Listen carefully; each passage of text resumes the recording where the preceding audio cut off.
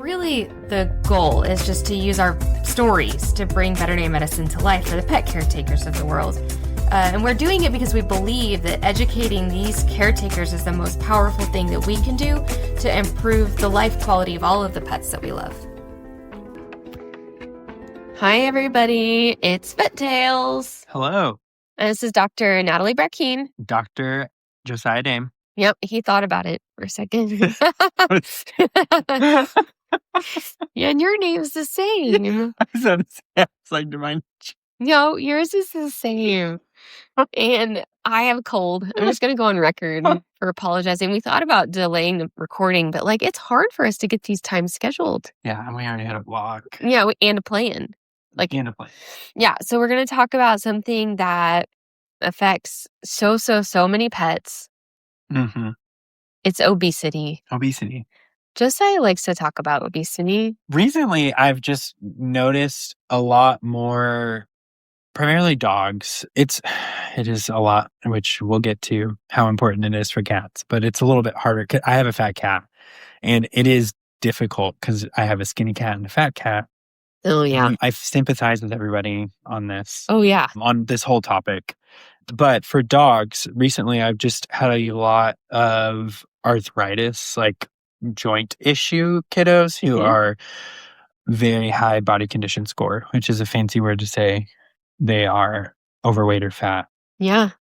Yeah, we score the body condition score. We use the Purina score, which is 1 to 9. And there's you can go online and actually see pictures that represent what does a 1 look like, which is skin and bones. And then you have your ideal, which is kind of 5 is ideal, 4-ish as well. Kind of depends on the breed and stuff, what you're looking for.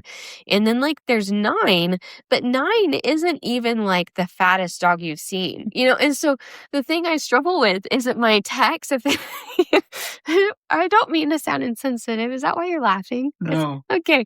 So okay. My techs will think in their mind, okay, so a 9 is the fattest dog I've ever seen. It's no, you can be a 9 and then you can be a 9 and have an extra 20 pounds on a 70-pound frame or something, Yeah. So it is definitely there's not, and then then what we do is just we put a 9+. Yes. To try to just not a good way. The body condition score scale is tried and true. We use it every day for every pet. Yeah. But yes, it's tough. It's roughly 10%, right, of their body weight. So if you're a 70-pound dog at ideal and you weigh 77, then you're, a 6. A 6. And then if you get another 7 pounds, you're a 7 and extra, an extra. But then if you weigh 30 pounds more than that, it's just 9+. Where's the scale? Yeah. Where's this? Yeah. At that point. Yeah. And it is important because, and definitely in Oklahoma, in where I was in Dallas, everyone is oh yeah, I'm going to exercise them more. And I'm always actually, I don't really need you to exercise them more. It's really all about calories, which a lot of this is just going to feel like common sense, probably. I just want to say there was this ad I saw one time in a magazine that has stuck with me my whole life. This has had to have been 15 years. Trauma? No, it's not trauma. It was just so stinking Magazines cute. can be dangerous. They can be. Oh my gosh. If you're not whitening, you're yellowing. And I'm oh my God, my teeth are yellow now in my hand. So marketing can be really powerful, but it was a shot in a gym, right? And there's this girl on a treadmill and you can't really see her. You can see her from the elbows down. But it's mostly about the treadmill, right? And on her behind the treadmill, she's running. Behind her is the cutest little cupcake person you've ever seen, right? A little cartoon cupcake. And the ad says, you can't outrun a bad diet. Gosh, that is epic. So I tell that to my clients all the time. They're we're going to exercise more. You can't outrun a bad diet. Yes. Yeah. You can't. It's calories. Go ahead. And typically, we'll back up. So canine obesity, why do we care? 50 to 60% of the United States, dogs in the United States are overweight or obese. So you're not alone. So yes, everyone knows a dog. And what's frustrating, and I get this all the time too, you'll have 2 dogs in the home, very similar in age, same breed. Yep. One of them is fat and one of them is not. And I tell people all the time, I'm genetics play a role. Yeah. like these dogs can eat the same amount, but this one may not be processing the calories the same way as this one. So something to keep in mind. And we care because it does lead to arthritis, joint issues, and with obesity in general, it just puts you in a state of chronic inflammation, which can lead you to cancers and, other issues too. So weight is super important.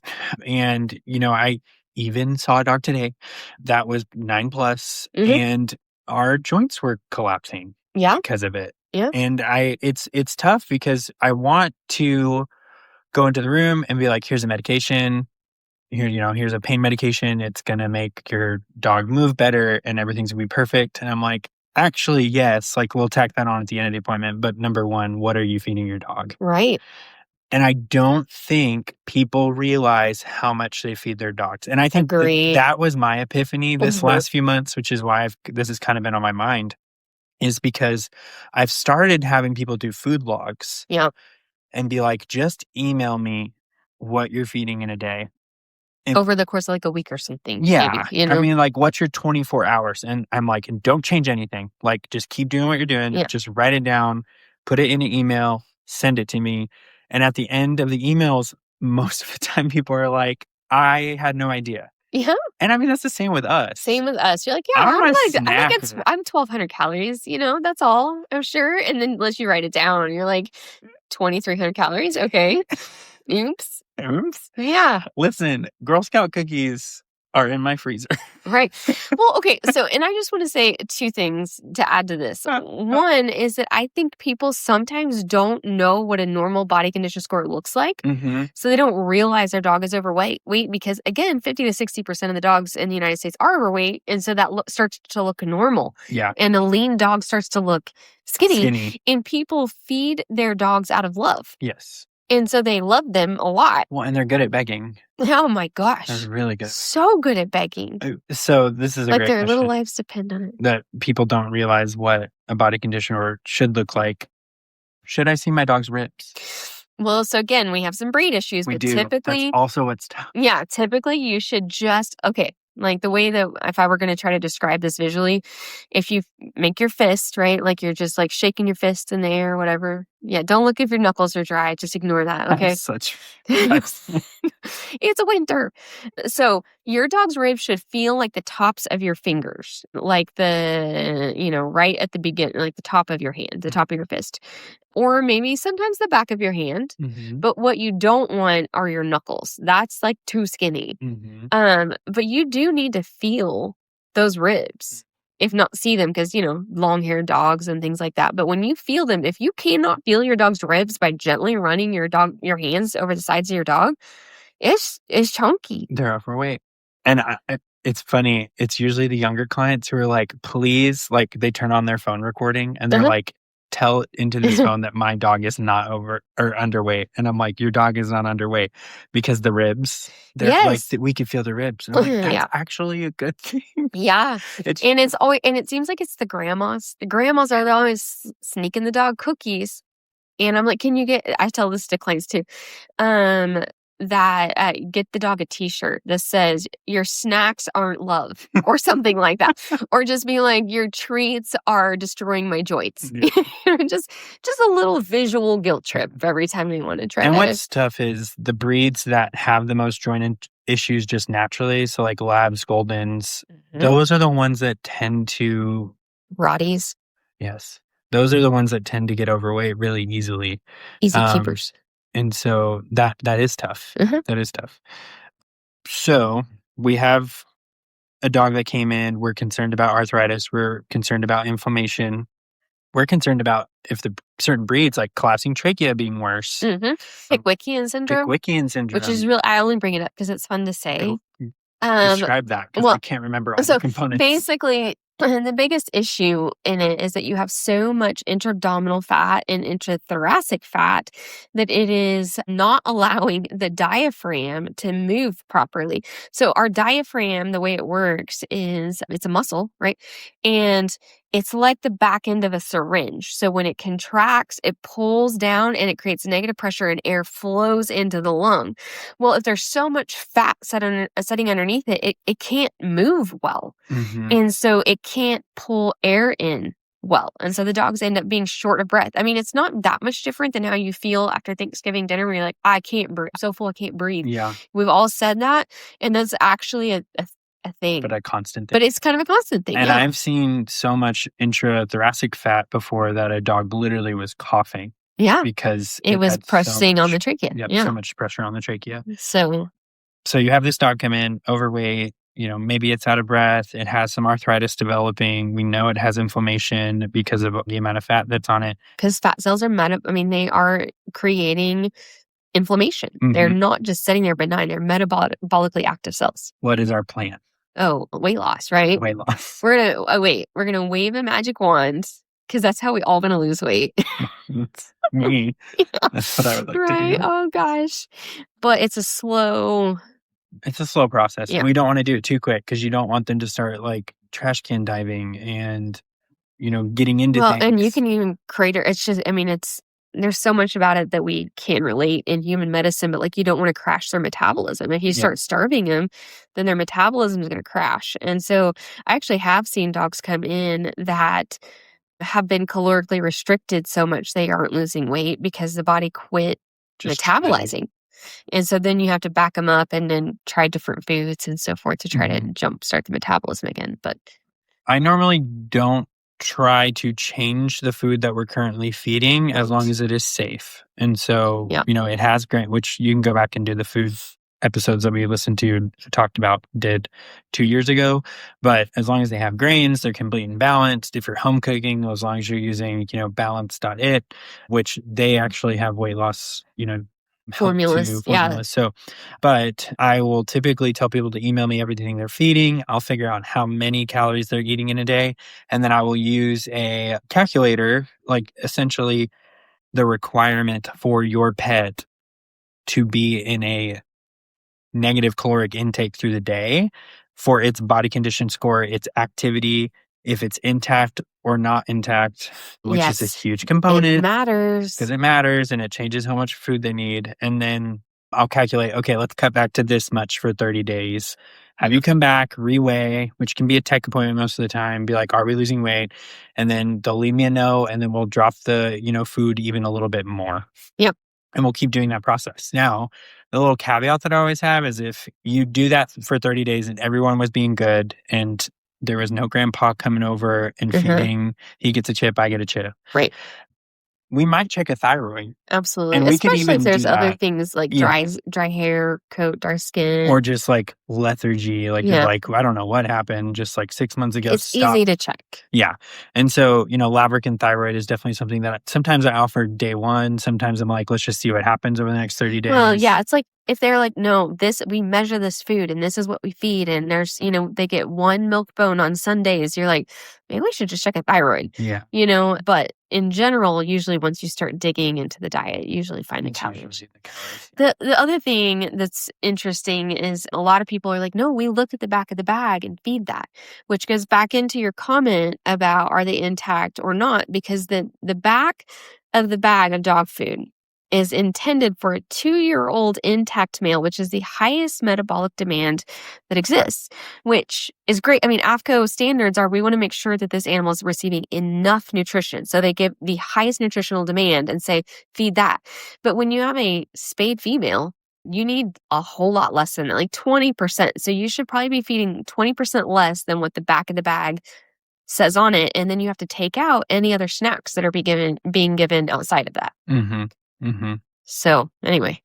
And then we are not against exercise, but usually we just warn people, hey, it's about the calories, not the exercise. So low impact exercise is a good idea. Yes. To add in too. And then, yes, knowing what your pet needs. So if we're intact, if we're spayed, seniors aren't going to need as much food as a 2-year-old. Right. And their protein to carb ratios start to change, how much fat they need in their diet, and et cetera, depending on their life stage. So that can factor in. Okay. And then what about medicated diets? Well, so I do like some of the, like Royal Canin's the line that we primarily carry, but Hills has one, Purina has one, and they are designed for satiety is what they call it in the Royal Canin. And then I think Hills is called metabolic, and they are designed to fill the dog, because a lot of times what happens is these dogs are used to getting a whole lot of food, and then they start losing weight, and then their hunger hormones shoot up because their body's like, wait, why are we losing weight? We must need more food. And so then the dog's like, no, really, I'm so hungry. And then we feel bad and we give them food. So the metabolic and satiety foods, and then Purina's is OM, standing for overweight management. Those foods are designed to help the dog feel fuller longer, because it has more fiber in it, it's slower to digest, and then it does, in whatever magical way they're doing, support the metabolism, probably with higher protein. I really don't know. There's a lot of fiber in the satiety. Well, I knew it was a lot of fiber, but I don't know. I need to relook into how it's actually helping the metabolism. Sorry. Yeah. I thought you meant for the full. Yeah, it's the fiber. But anyway, so I think it helps the dog with the hunger, at least, especially if it's a really big beggar of a dog that wants to hound you for more food all the time. And I like I said, I usually try to stick with the food that the people are already on, because 90% of the time it's because they're eating a lot of dog food, but they're also getting a plate of dinner every night too, along with it. And you have to keep in mind, like, these should be, 20, 30, 40, 50 pound dogs.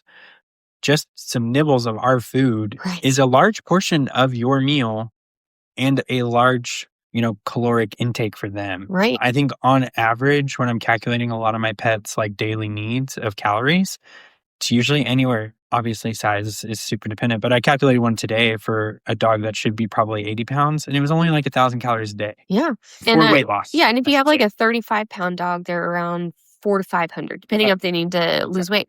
And you think about it like this. So, if you have a 20-pound dog, and let's say I'm going to eat a hot dog, that's like them eating 6 hot dogs if you give them one too, right?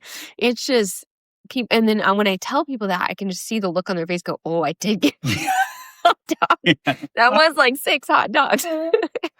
Anyway, so it just, people don't know the kibble. A cup of kibble, depending on the brand, could be anywhere from 400 to 250 calories a cup. And those grain-free ones are super rich, which we don't recommend grain-free anyway for heart reasons and such. But they're really high in calorie. Yeah, they're so rich. And I know, because I do it too, the Joe's cup is not a normal cup. Yeah, so if you're not from Oklahoma, Eskimo Joe's is the classic, restaurant to go cup, that you would get at Pizza Hut back in the day or whatever. They have them now at City Bites, whatever. So they're 16-ounce cup, maybe 20. I think they're 16 or 20. I don't know. Get a measuring cup though. This is the lesson. Yeah. This is how I feed my dogs. Is I have the City Bites cup, right? Because that's how we're all feeding our dogs. But I have a measuring cup in the little bin, and so I use the measuring cup to put it into the cup. And then you're still doing your Oklahoma duty of using a Joe's cup. Yes. Yeah, born and raised. Yeah. What you gonna do? Everyone has a Joe's cup in there. Yes, and then my dogs get put into separate crates to eat until the food is gone. Yes, we are also a separate crate family at my dad's house, who has multiple dogs. I only have the one. So you don't have to deal with that. I don't have to deal with that. But yes. And you can do that for cats as well. Cats are harder. We do meal feed my cats. The problem is, and this is the problem with cats, and I need to get the little troughs. But with cats, they have troughs that you put a key on their collar, and it only opens for the one cat. Yes. Because what happens is, I have a dainty, skinny, sassy cat who is very finicky, and he doesn't really eat at all. And then here comes Mateo, who's this big fat cat, and he eats his whole bowl, boom, slams, because we meal feed. And then he's you just hear him get up on top of the washer because you hear a dunk. That's the metal paw. Has the metal paw because he jumps on top of the washer to eat the skinny cat's food. And the skinny cat gets like 5 bites. And then he's like, well, I'm going to go hang out. And then forgets about eating. Yeah. So that's Yeah. tough. That's why you got to lock them up for 20 minutes. Then you pick up the other Listen, cats behind I know. I need to. So I'm being scolded, everybody. This is what we tell our clients. I know. And I'm having to tell him, look, it's hard. This is why 60% are overweight, is because it's probably, yeah, for cats. 50, 60. Yeah. I'm telling you what. So are we transitioning to cats? I feel like we should. They deserve their own segment They on this. do. Because it's a way bigger deal for them to be overweight. Yes. So it's bad. It's bad for dogs, but cats have this huge metabolic disadvantage for 2 reasons. I'll take which one do you want to do? You can do it both. Oh, why, thank you. You're so generous. All right. Well, so the biggest one is type 2 diabetes. Type 2 diabetes, so dogs, when they get diabetes, it's almost always type 1. It is not insulin resistance. It is pancreatic failure to create insulin due to some kind of inflammatory response, usually either chronic recurrent pancreatitis or an autoimmune issue. Cats are just like people. They get insulin resistance because of chronic hyper glucose. What am I trying to say? High blood glucose. There's a word that has escaped me, but so pancreatic fatigue. Yeah. Is usually what I tell people. Because they just are constantly getting exposed to too much calories, and the pancreas is trying to secrete the insulin and just gets exhausted. Mm-hmm. And that's what happens in humans as well. So you can actually predispose a cat to diabetes by allowing it to be obese for too long, Mateo. Yeah, guys. I look at him every day and I'm like, don't get diabetes. Instead of feeding him in another room, I just beg him to not get diabetes. I mean, in fact, some cats, when you catch them soon enough, just diet regulation can actually put them into remission. Yeah. So it's not too late. It's not. It's not too late. I'm having a come to Jesus meeting right now. You wanted to talk about obesity because he wanted to talk about chubby dogs. Yeah. And then there's a whole page on cats here. Yeah. Anyway, so hepatic lipidosis? Hepatic lipidosis. Okay. So hepatic lipidosis is essentially you have a overweight cat who can get sick or just stop eating. For whatever the reason. Sometimes it's like literally we never find out why they just stopped eating. And their body freaks out and it mobilizes the fat to the liver because it's like, oh my goodness, we need energy. And then the liver gets overwhelmed. Yeah. And then they literally go into liver failure. Yeah, which you can fix, but it's hard. And sometimes if you can't find the source of the anorexia, it's really hard to pull them out of it. A lot of times they need feeding tubes. They definitely have to have medicated fluids because the whole struggle with these fat cats, now these are not diabetics, these are just fat cats that quit eating, is that their liver just becomes clogged in the process of trying to get fat mobilized into sugar because that there wasn't enough sugar coming in through the eating chain. And so you're like, oh, good, they're losing weight. No, this has to be very slow weight loss or the liver will just get bogged down. And then you have to put them on IV fluids with sugar in it to get the liver a breathing room to heal. And then if they still won't start eating, then we wind up, in a couple of days on a feeding tube. Yeah, which is never fun. And then with overweight cats, you can get urinary issues, which is already an uphill battle in cats in general. Definitely boys cats because you can have the obstructions. Go back and listen to that episode. Yeah. And then grooming difficulty. And then that because they're just literally too fat to lick themselves. Yes.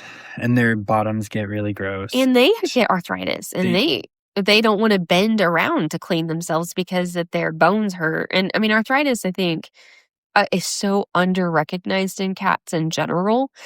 Even as a practitioner, I realize that I probably am not. They say like 95% of cats over the age of 12 absolutely have arthritis. Yeah. And you can see it. They have a really cool website. What is it called? It's like Arthritis Red Flags. I think it's Zoetis that does it. Solensia. Because of Solensia. Yeah. Solensia is an injectable that you can give cats with arthritis. But if you go to their website, you can actually watch videos of arthritic cats and then be like, oh my gosh, my cat does that. Yeah. I didn't realize they were doing that because they hurt. But you take that plus obesity and it's just tenfold. Yeah. I had an arthritic cat and I was like, oh my gosh, what she's doing is so cute because she'd spread out her little paw and look at it. And then later, like after she had passed, I went, that was arthritis. Dang it. Yeah. And the whole thing, like where they like instead, like if they're up on like the bed or the counter or whatever it is the cat is doing, and instead of just jumping down, they like walk down. Like the side, they walk down the side of it and then release the back legs. That's arthritis. Yeah.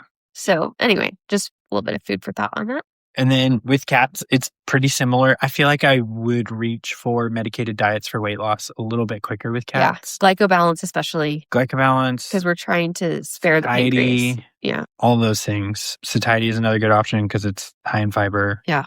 And then really, it's about decreasing calories. Definitely in cats, because you can't take a cat some people can take their cats for a walk, but the people who are taking their cats for a walk probably have a Bengal. Right, honestly. It's probably like a naturally thinner cat, because if I think I took Mateo outside, he would just sit there. And be very confused. He would be like, absolutely not. And if you put a harness on him, he would probably turn into like part alligator or something. He rolls, yeah. But you can do things like laser pointers or feathers, try to increase their activity. I've even had clients put food, especially if you only have one cat, put food in different places around the house. Yes. So in order to eat, they have to like go get 4 or 5 kibbles here, and then they have to like walk around to get the rest of their food. But hey, whatever. Yeah, it works. Do that with me and donuts all day long. We'll comply. Done. And then we're going to be watching their weight. We're going to be making sure that they're not coming off of food and not becoming anorexic, because we're worried about hepatic lipidosis. But really for them, it is scary because of the diabetes. Yeah. Because diabetes in cats is not fun. Yeah.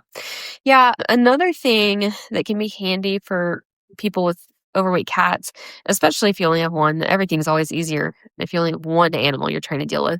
But the automated feeders, because cats can get really annoying at like 4 a.m. when they're pawing your face to get you up to get them breakfast, especially if you've cut back their food recently. And so if you train them to expect the food to come from this dispenser instead of from you, then they start stocking the dispenser. Yeah. And that can help. And they're cheap. They, and you can set it up to feed them like 6 times a day if you want. You just have to say, okay, we're only giving them so for just food for thought. If you have a 8 to 9 pound spayed female cat, this cat needs 1/4 cup of food twice a day. An indoor cat. That's all she needs. Don't give her anything else. 1/4 cup twice a day. And you will keep your cat in relatively good shape. If you have a 10 to 12 pound male cat, 1/4 cup twice a day. That's it. Or you can divide it out into 6 feedings if you want to take your, And some of those automatic ones even have the chip where they only open to that cat. Those types of things. Those are expensive. They are. But I mean, not as needed. Expensive as like, I don't know, diabetes. I know.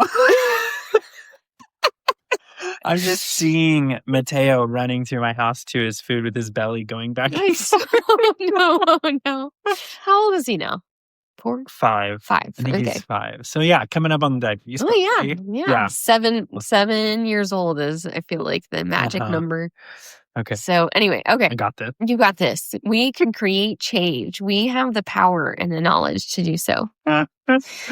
It's all right. And, and it is hard. And a lot of it is like you draw a short stick. We have, back to dogs, I have siblings, Chihuahuas, and the little female looks more like a Chihuahua. The the male's more like a Dachshund. And that male can eat like twice what the bag said he's supposed to eat in order to keep him not thin. And the other one just walks by and gets fatter. And it's awful, but it's a real thing. It's hilarious. It is. I mean, they're litter It's mates. the worst. But it's only hilarious because we're funny. Yes. But the situation is awful. Yeah. And I feel for that one because my brother is thin and has been thin his whole life, and I've had to work for it. I mean, I resonate. So anyway, okay, what else? Anything else that we need to tell these people about I think the last thing, because we do need to wrap up because I'm sure I have rooms, is GLP-1s. Thank you. So there are studies going on right now, I believe really just in cats. Yes. Maybe one is started in dogs, but it's in another country. But I know that cats are being studied for GLP-1s, which makes sense because It's a similar metabolically, process to it's a similar humans. process to people with Absolutely. type 2-like diabetes. So And we used to have cilantro in dogs, but then there was just too that didn't last many, long. side effects, diarrhea, and all that It's stuff, like it basically made them poop the fat out instead of absorbing it. which was zero fun for anyone. It's like when they had those fat-free potato chips. Y'all remember? And please tell me someone's old enough out there listening to remember the fat-free potato chips. Don't remember. Oh, it's But- great. It's great. Yeah. Google it later. I already know that it would not be good. Anyway, so GLP-1s hopefully will have, some usable products in the Yep. next 5 years. And that would probably be for patients who we have restricted food, we're still not losing weight. 'Cause, I mean, I've seen a couple animals who have been put on satiety, and I'm like, yeah, they're not eating a lot of calories and they're still not losing Yeah. weight. Those are the ones we'd want it for. Yeah, but you got to do the diet first. Yeah, So probably. there is no quick fix. There's going to be a whole list of things, the reps, the criteria. the criteria for why you would use that medication. Yeah, So, absolutely. All right. Well, good luck, everybody. You're not alone, and I'm right there with you. no judgment here, just support. Yep. All right. Till next time. Bye. Bye.